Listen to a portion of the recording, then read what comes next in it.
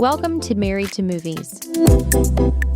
John Russell and Tracy Kring have spent over 20 years in cinematrimony, making films and navigating marriage. They produce, write, and critique films, all while happily sharing life and business. Good morning, babe. Good morning, babe. How you doing? I'm really annoyed. I hate this sweater. I didn't wear it for anything. I'm wearing it for the show. Then I'll send it back to Amazon. You just want to demonstrate the problems you have with this sweater right now.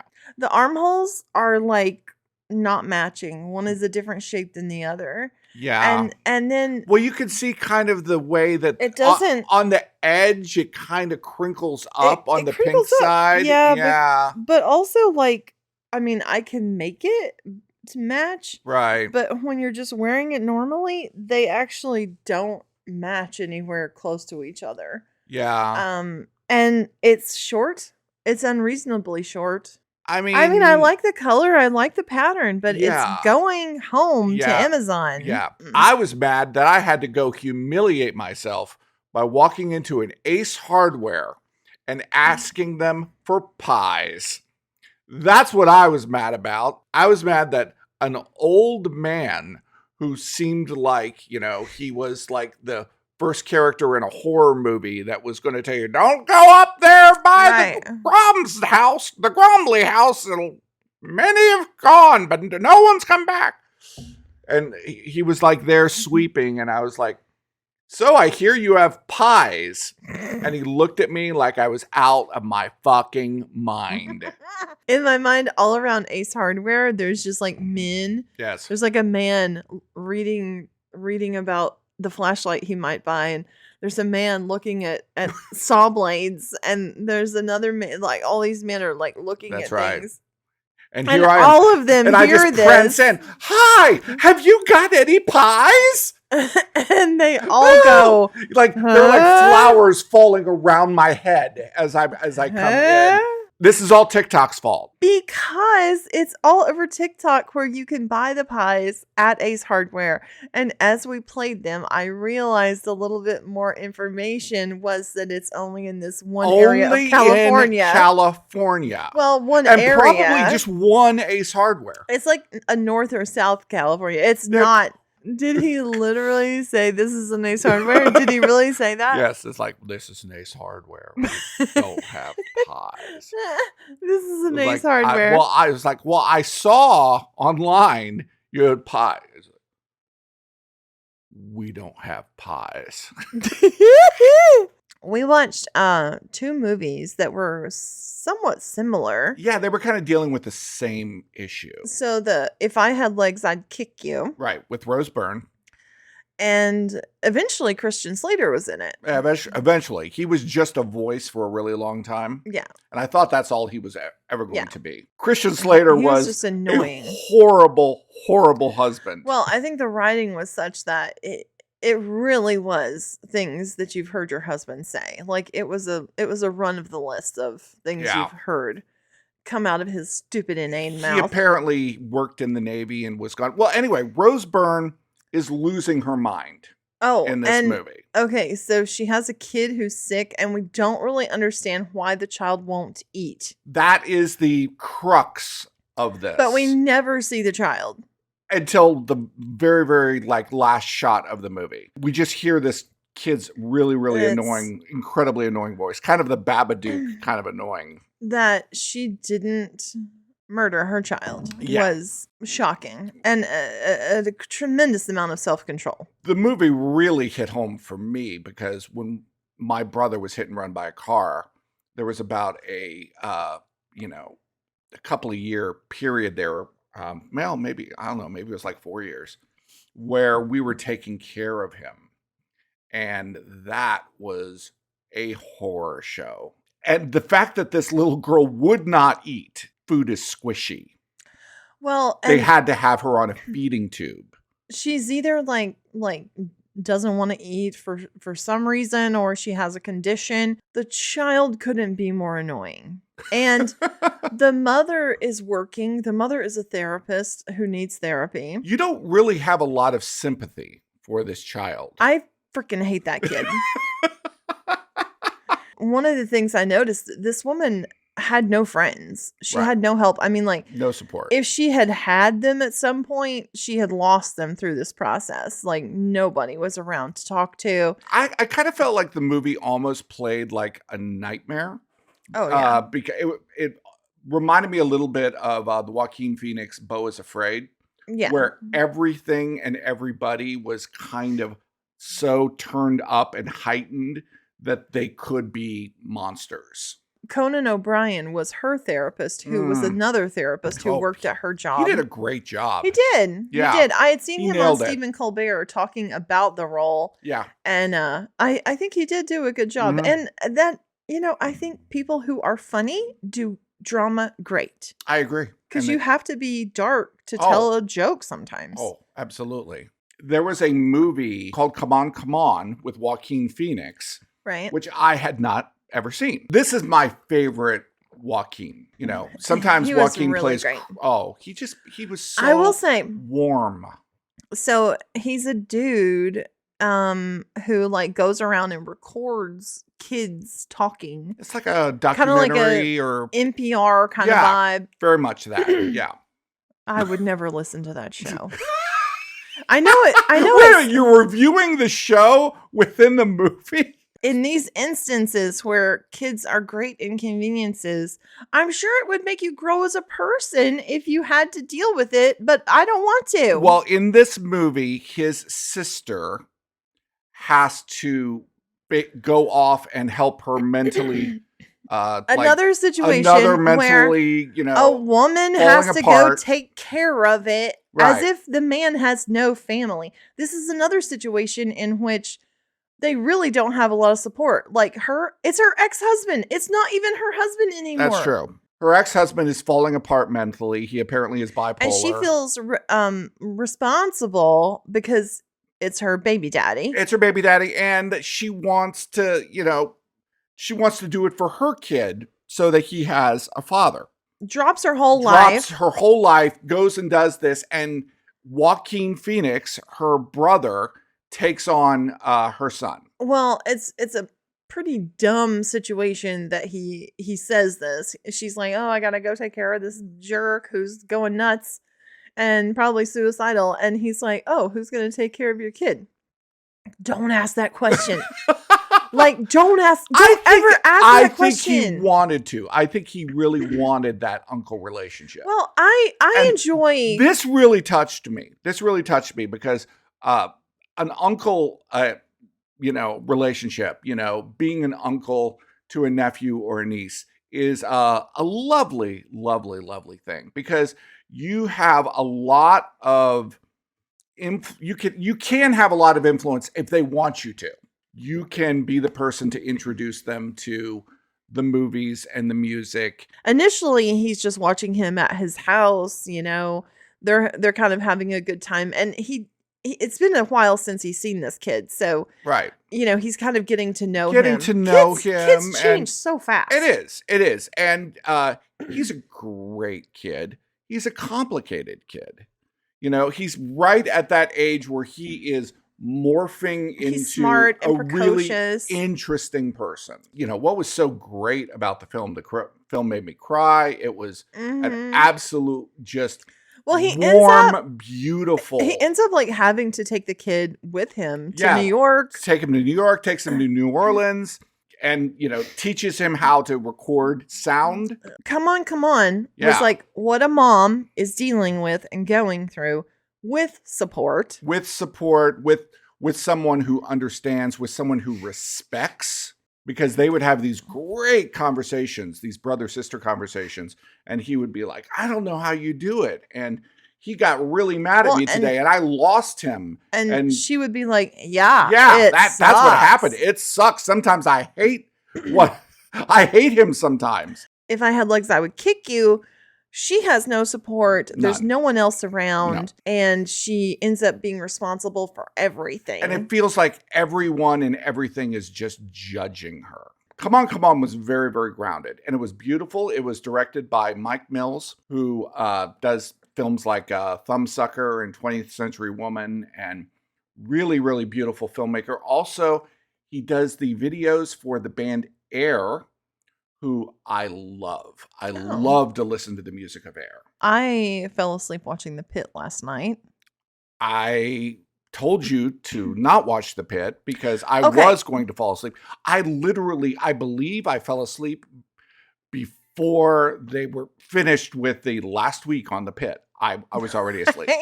They haven't really done anything new. No. Like, nothing new is happening. But I think that's the there's point. new characters. Yeah, but that's the point. But the one character, he's like this new student doctor, and he's like getting pooped on, and he's like the other guy was last season, where he's like changing his clothes all the time. They also have this new character constantly. who is going to be supposedly taking over for Noah Wiley's character. Which is like, is he leaving? And we know he's leaving after this season, and that's why she's taking over? Because Noah Wiley is the show. He keeps talking about tomorrow I'm going to be going on my motorcycle trip.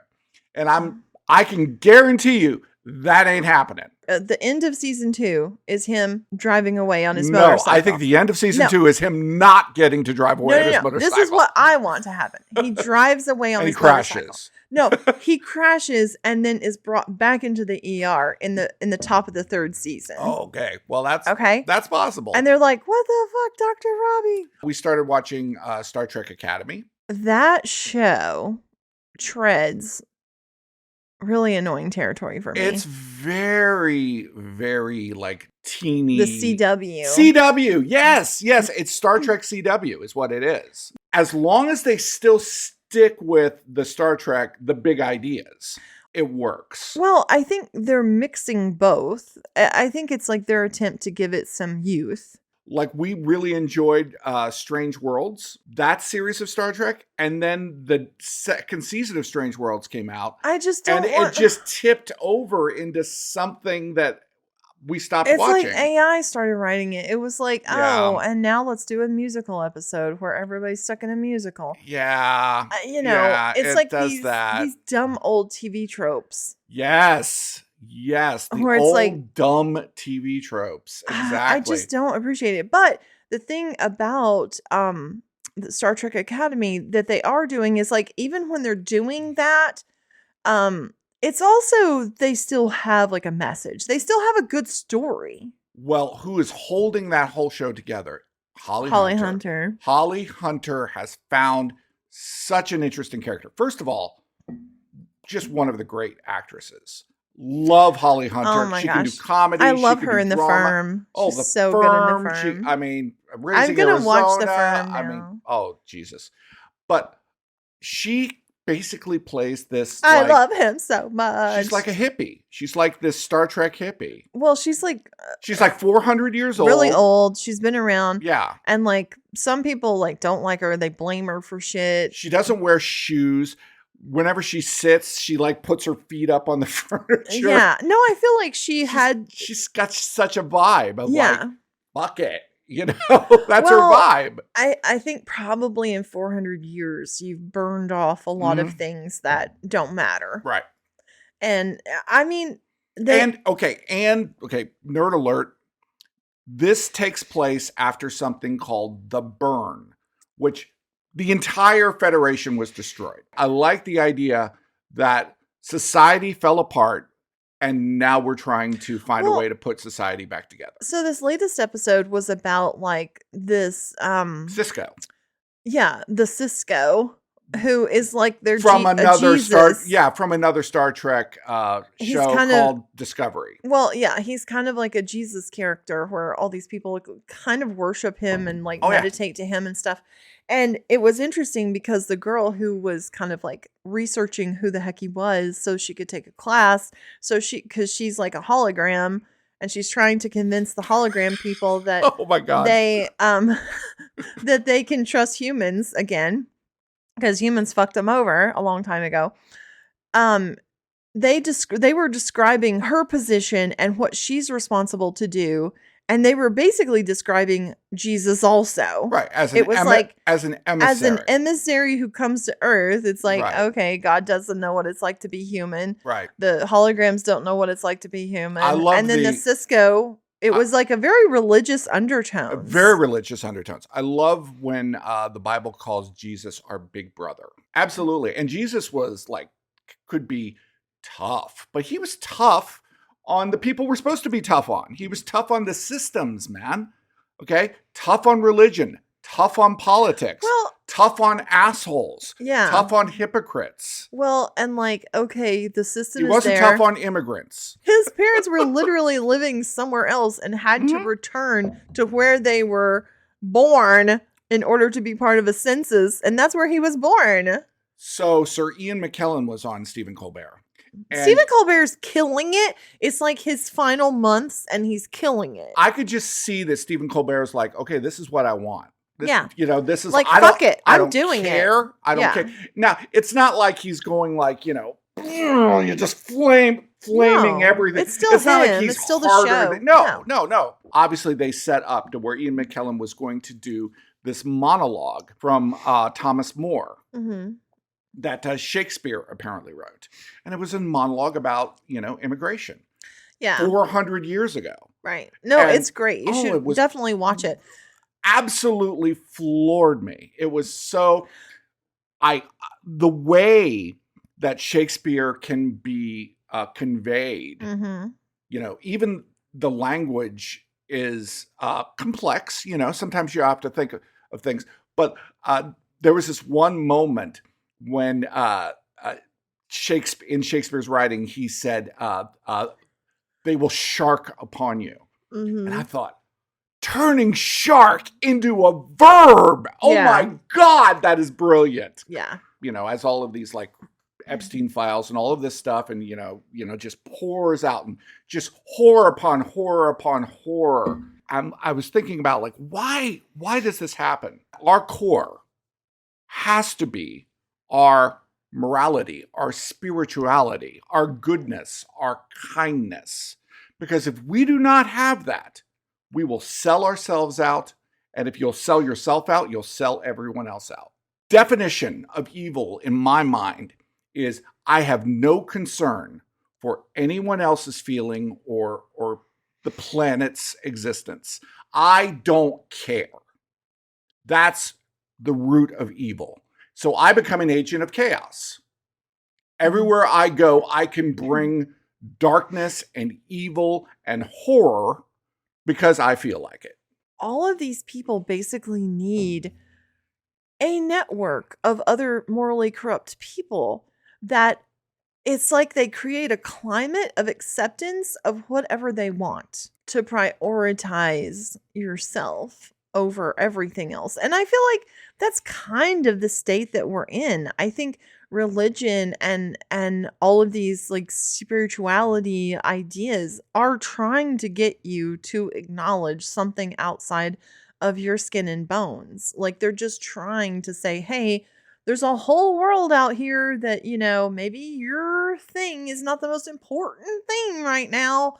You know, this whole thing doesn't revolve around you. We watched the Mel Brooks documentary, and he's all about making fun of things. Oh, God. Blazing Truth Saddles. to power.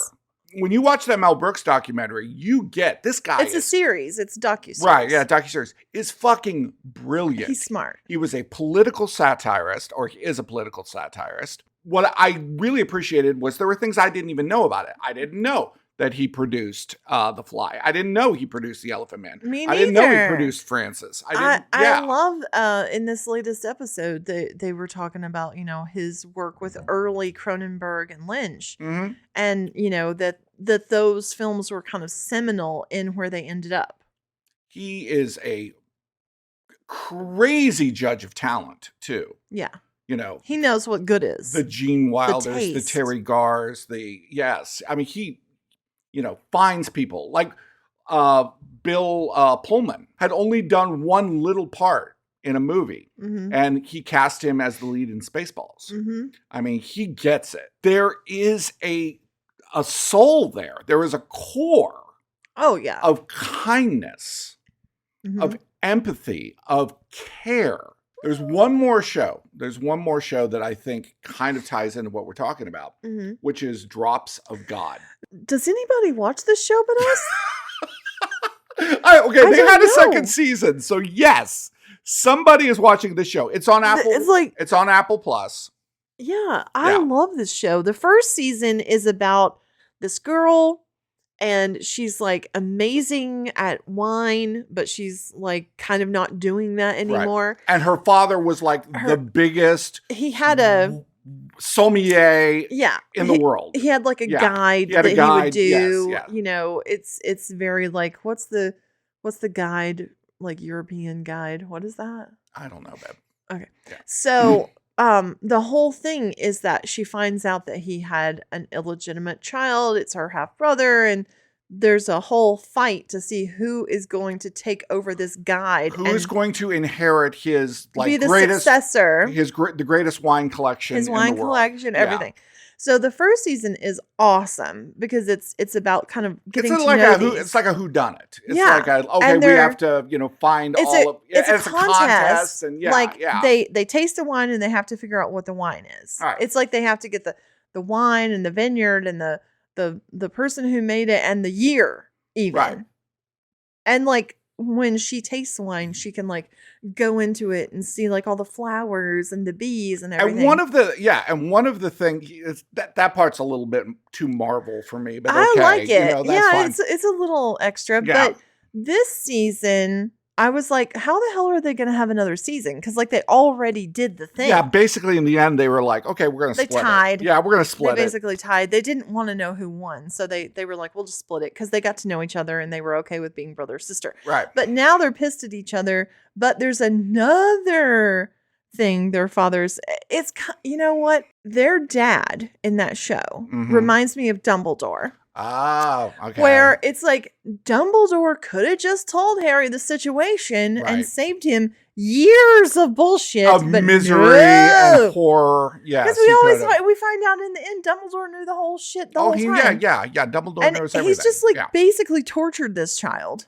Well, this was a journey Harry had to go on. You could have infinite amounts of series of this because they can just unearth a new letter their dad wrote to solve a new mystery. Oh, here's a bottle of wine. Now solve that mystery. I feel like the show really focuses on sort of wine is really a representation of a moment in time. A moment in time and the natural world and an appreciation of, all things organic. And it's beautiful, and that's why it's called Drops of God. And it's a beautiful series. It's very cool. And it's French and Japanese and English. Yeah. Which is also interesting. If you haven't seen Drops of God, you need to check it out. It's a great show. I love going to the vegetable market. It's so inspiring. And I was just like walking around and I was in the aisle that's like stacked as high as you of apples. It's like stacks and stacks and stacks of apples. And I love going in that aisle because it smells so good. Mm-hmm. It's just like, it's like the best apple candle ever. Right. And I was like, I don't know why. I was just like touching all the apples. Just touching the apples. I was like an old lady just like touching all the apples. But like, I was like, it's just like, I realized like, oh my God, every single one of these apples is all of the sunshine of that day. Right. Like we're basically, always eating sunshine. I mean, that's what food is, energy. It's heat energy. Yeah. And I was like really being specific about picking out really beautiful apples that I was excited about eating their sunshine. The CIA is so fun.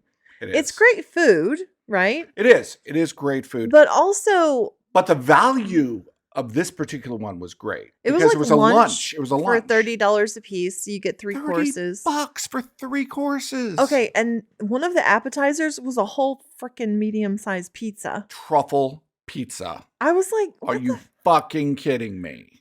I mean, it was so much food. It really was. So but we had like bucatini pasta. I had that one, and you had so delicious. The fluke. But the thing I love about it is like whenever you actually engage with the students who are working there. Yes. Because like that's a whole class for like a whole semester they work there. Yeah. And like they're waiters or they're working in the kitchen or they're it would be like whatever. It would be like going to NYU and talking about movies. It's like the reason that they are there. This is them in their dream. They are living their dream right now. You get to step into their dream Yeah. and taste it. And like, I always have so many questions. And I was talking to the guy and he was like, I don't know. And he's so curious and excited. And I was telling him like, he was saying, oh, have you ever made pasta at home? I'm like, yeah, I have. And I heard this guy on Reddit of all things. And he was like, I know why your pasta's failing because you're not doing this. And he was like, wow, that makes a lot of sense. And like the kind of like wonder and curiosity that exists in them is so fun. Made a suggestion to you that there could be egg roll pizzas. Well, it's like a stuffed crust, but it's stuffed with an egg roll. With an egg roll filling. So I told you, that's the dumbest thing I've ever heard. You told that guy? Fucking fell all over himself. I would not be surprised if in several years after he graduates, there will be That's right. a pizza joint opened by him because he seemed to like kind of that kind of food. Right. The more like fast foody. He said, now you're talking my language. That's what he said. It's like, oh, we're sitting here eating like, I mean, that was like getting to suggest to Willy Wonka a new flavor of Gobstopper. Yeah. Okay. He loved it. He was super stoked. And I have never in my life, like the level of service is so old school. You feel like you're on the Titanic. Like you have your own waiter standing there, like waiting the whole to do time, everything for just you. Ready the second your water is done. I asked, could you tell me where the bathroom is? And he said, I'll take you there. And I was like, I've never been escorted to a bathroom in my life. Like, oh my God. And I said, are you going to come in with me? No, that kind of reminds me of that scene in As Good as It Gets when she's walking around with and her glass of wine. And the waiter has her drink and then she starts turning to see if he'll turn too. Unlike the Whopper bait and switch. Motherfucking Burger King. There's a sign on the side of the building that says Whopper Wednesday. $3.99. $3.99 Whopper. It's like, Wednesday. okay, let's do the little deal. Okay, $3.99 Whopper. I mean, it's a Whopper. It's not even a junior Whopper. No, it's a Whopper. I mean, I'm just used to junior Whoppers now. I don't know. I can't afford those. Yeah, the motherfucker, real big Whoppers. You can literally spend $30 at Burger King, and easily. I'm against that completely. Oh, absolutely. Go to a diner. Yeah, that's crazy. Get a cup of soup. Get a sandwich. Crazy. Yeah, that's crazy to spend $11 or $12 on a sandwich. So I'm going to get the Whopper Wednesday. Yeah. And a small drink and a large fry. Yeah. Okay, and that's what we're going to split. And it was like $15. It was like $15. Like, oh, wait a minute. Wait. It was actually $13. I was like, okay, wait. You know what you did? You just gave me the combo. Yeah. So that's what happened. Okay. Yeah. So just go ahead and just break them up. Yeah. Because that should be closer to like 9 or 10 or something. Would be my guess. Right. You did it again. Exactly the same price. Yeah. Because this is a scam they're running. Mm-hmm. Whopper Wednesday for $3.99. For $3.99. I added up exactly what we had. Absolutely. And did you know the value meal was 12 cents more expensive than ordering them a la carte? Look out. Millions of dollars compounding. Right. Okay. There is no Whopper Wednesday. It's Whopper Tuesday. Whopper Monday. Whopper Monday through Sunday. It's Whopper all the same. It's an alliteration. Yeah, that's all it is. I get that. Maybe me and Chat will come up with a very strongly worded letter to send to corporate Whopper land. You go do that, Tracy. Well, sometimes it makes me feel better just to complain about something so fascist. Okay. That took a turn. It's hard not to get romantic about movies. Follow, like, and be part of the conversation. Tune in next week for more Married to Movies with Jon and Tracy.